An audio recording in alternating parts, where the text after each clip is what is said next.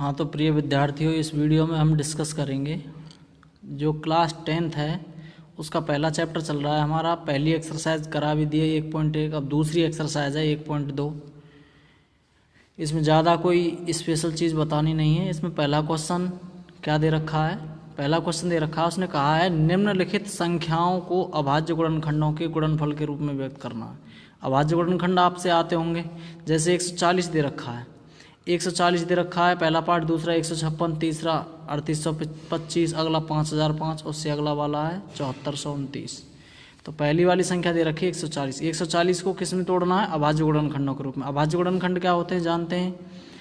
ऐसी संख्याओं से काटना है जो एक या स्वयं के अलावा अन्य किसी संख्या से नहीं कटती। तो 140 सबसे पहले कौन सी संख्या से कटेगा? 2 से कटेगा। 2 से 140 70 बार, फिर 2 से 70 35 बार कट जाएगा। 35 अगली कौन सी संख्या से कटेगा? 5 से कटेगा। 5 से 7 बार, 7 से 7 एक बार। तो इसके अभाज्य गुणनखंड क्या हो जाएंगे? 140 बराबर 2 गुणा 2 गुणा 5 गुणा 7।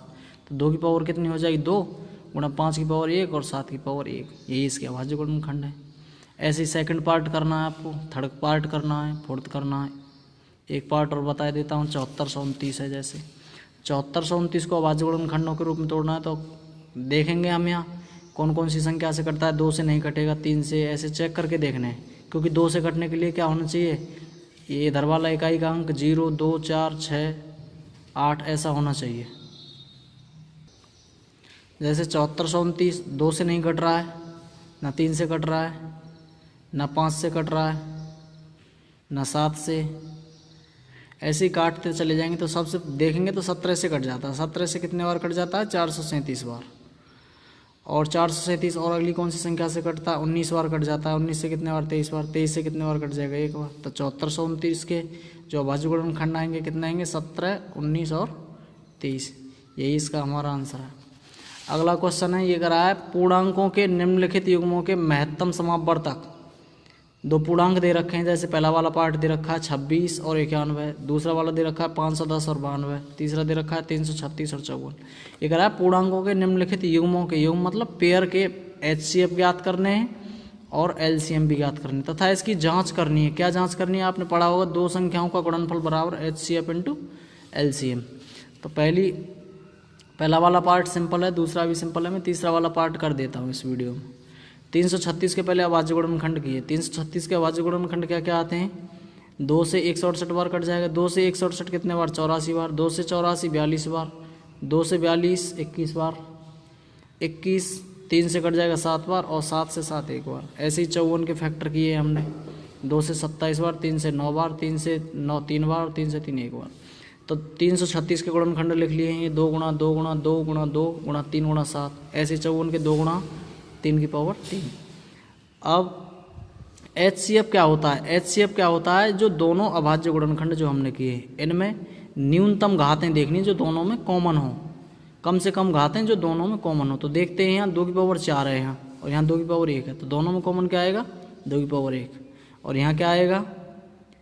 3 की पावर 1 यहाँ है और 3 की पावर 3 है। तो दोनों में कॉमन क्या आएगा? 3 की पावर 1। 7 की पावर 1 यहाँ है लेकिन 7 की पावर 1 यहाँ नहीं है। तो HCF कितना हो जाएगा? 2 गुणा 3। तो HCF बराबर कितना हो जाएगा? 6। LCM क्या होता है? उच्चतम घातों को देखा जाता है। उच्चतम घातें कौन कौन सी होती हैं? जो 2 की पावर 4 है यहाँ सबसे अधिकतम, और यहाँ कितनी है? 2 की पावर 1 है। तो 2 की पावर 4 हो जाएगी उच्चतम। और 3 की पावर कितनी है? 3 की पावर 3 है। और 7 की पावर 1 इसमें है, इसमें नहीं है। तो उच्चतम घातें क्या क्या हो जाएंगी? 2 की पावर 4 गुणा 3 की पावर 3 गुणा 7। तो 2 की पावर 4 का मतलब 16, 3 की पावर 3 का मतलब 27 गुणा 7 बराबर कितना हो जाएगा? 3024। उसके बाद हम जानते हैं क्या रिलेशन होता है 2 संख्याओं का गुणनफल किसके बराबर होता है? 2 संख्याओं का गुणनफल बराबर होता है HCF इंटू LCM। तो दोनों संख्याओं का गुणनफल, दोनों संख्याएं कौन कौन सी दे रखी हैं? 54 और 336। और HCF क्या दे रखा है? 6। और LCM क्या दे रखा है? 3024। तो 54 का गुणा जब 336 से करेंगे तो क्या आएगा? 18144। ऐसे ही यहाँ 6 गुणा 3024 करेंगे तो क्या आएगा? 18144। यही हमें सत्यता की जांच करनी थी। अगला क्वेश्चन है, अभाज्य गुणनखंड विधि द्वारा निम्नलिखित पूर्णांकों के HCF और LCM ज्ञात करने हैं।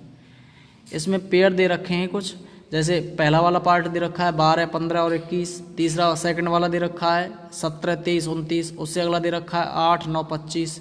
तो ये कह रहा है कि अभाज्य गुणनखंड विधि द्वारा इन पूर्णांकों के पहले HCF ज्ञात करने और LCM ज्ञात करने। तो दी गई संख्या क्या क्या है, पहला वाला पार्ट लिया हमने 12, 15 और 21। 12 के फैक्टर क्या क्या होते हैं, 2 गुणा 2 गुणा 3, तो ये कितना हो जाएगा 2 की पावर 2 गुणा 3। 15 के क्या हो जाएंगे 3 गुणा 5 और 21 के क्या हो जाएंगे 3 गुणा 7। तो तीनों संख्याओं के जो उभयनिष्ठ गुणनखंड होंगे, उभयनिष्ठ अभाज्य गुणनखंड होंगे और उनका जो गुणनफल आएगा वही क्या आएगा हमारा HCF। तो यहाँ देखते हैं हम क्या है 3 की पावर 1 यहाँ है, 3 की पावर 1 यहाँ है, 3 की पावर 1 मतलब कॉमन देखना है। तो तीनों में कॉमन क्या आ रहा है 3।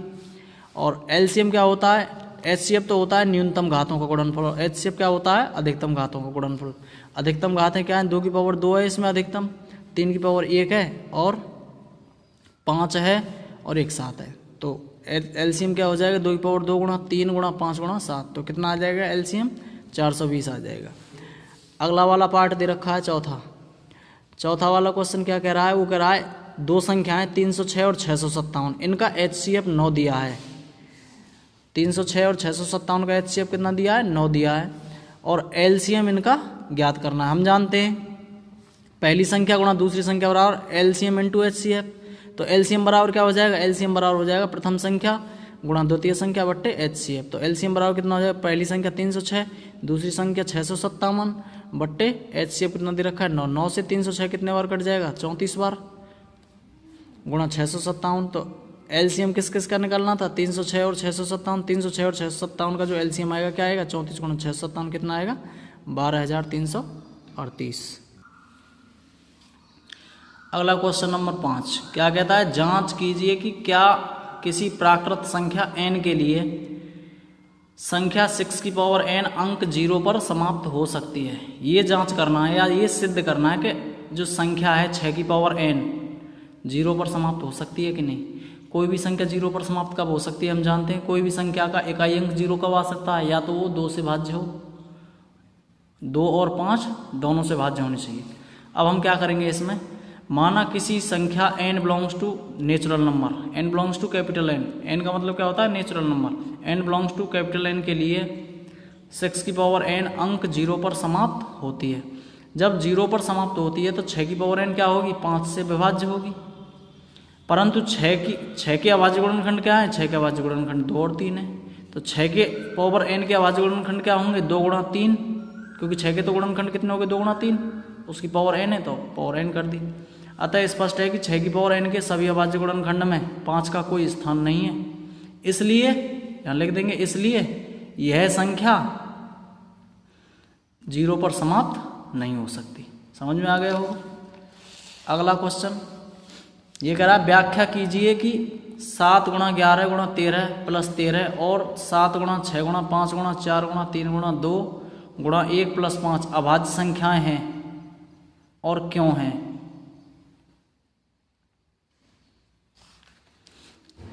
तो 7 गुणा 11 गुणा 13 प्लस 13 बराबर क्या मिलता है हमें 13, इनमें से कॉमन ले लिया दोनों, जैसे ही 13 कॉमन लेंगे तो यहाँ 7 गुणा 11 यहाँ क्या बचेगा 1 बचेगा। तो ये क्या आ गई, यह एक अभाज्य संख्या नहीं है। क्यों नहीं है, क्योंकि 13 इसका एक गुणनखंड है। ये संख्या कितनी हो जाएगी 7 गुणा 11 77, 77 और 1 78, 78 गुणा 13 हो जाएंगे। तो ये अभाज्य गुणनखंड इसके मतलब एक और स्वयं के अलावा और भी हो जाएंगे। तो ये कैसी होगी, ये भाज्य संख्या होगी। ऐसे ही अगली दे रखी थी 7 गुणा 6 गुणा 5 गुणा 4 गुणा 3 गुणा 2 गुणा 1 प्लस 5, इन दोनों में से क्या कॉमन मिल जाएगा 5, 5 कॉमन मिलेगा तो यहाँ क्या बचेगा 7 गुणा 6 गुणा 4 गुणा 3 गुणा 2 गुणा 1 प्लस 1। यह भी एक अभाज्य संख्या नहीं है, क्योंकि अभाज्य संख्या की पहचान क्या होती है जो एक और स्वयं के अलावा अन्य किसी से ना कटे। यहाँ तो ये कट रही है क्योंकि 5 इसका गुणनखंड है। यह भी कैसी होगी, एक भाज्य संख्या होगी। इसलिए हम क्या कह सकते हैं, यह अभाज्य संख्याएं नहीं है। कैसी संख्याएं, ये भाज्य संख्याएं। समझ में आ गया होगा। अगला क्वेश्चन क्या है, वो कह रहा है किसी खेल के मैदान के चारों ओर एक वृत्ताकार पथ है। कोई खेल का मैदान है, उसके चारों ओर वृत्ताकार पथ है। इस मैदान का एक चक्कर लगाने में सोनिया को तो 18 मिनट लगते हैं, जबकि इसी मैदान का एक चक्कर लगाने में रवि को 12 मिनट लगते हैं। मान लीजिए वे दोनों एक ही स्थान और एक ही समय पर चलना प्रारंभ करके एक ही दिशा में चलते हैं। तो कितने समय में वे प्रारंभिक स्थानों पर मिलेंगे। तो सॉल्यूशन देखते हैं इसका। सोनिया द्वारा मैदान का एक चक्कर लगाने में कितना समय लग रहा है, 18 मिनट। और रवि द्वारा मैदान का एक पूरा चक्कर लगाने में समय लग रहा है 12 मिनट। जब वे प्रारंभिक स्थानों पर मिलेंगे तो क्या हो जाएगा, दोनों का एलसीएम ज्ञात करना। 18 और 12 का एलसीएम ज्ञात कर देना आपको, ये खुद करना है आपको। अगर आपको वीडियो अच्छी लगी हो, वीडियो को लाइक करें, ज़्यादा से ज़्यादा शेयर किया करें इसे व्हाट्सएप ग्रुप में, और चैनल को सब्सक्राइब ज़रूर करें। अगर आप पहली बार देख रहे हैं तो चैनल को सब्सक्राइब कर लें, जिससे आपको आने वाली वीडियोज़ 9th, 10th, 11th और 12th की सभी वीडियोज़ लगातार आपको मिलती रहेंगी। धन्यवाद।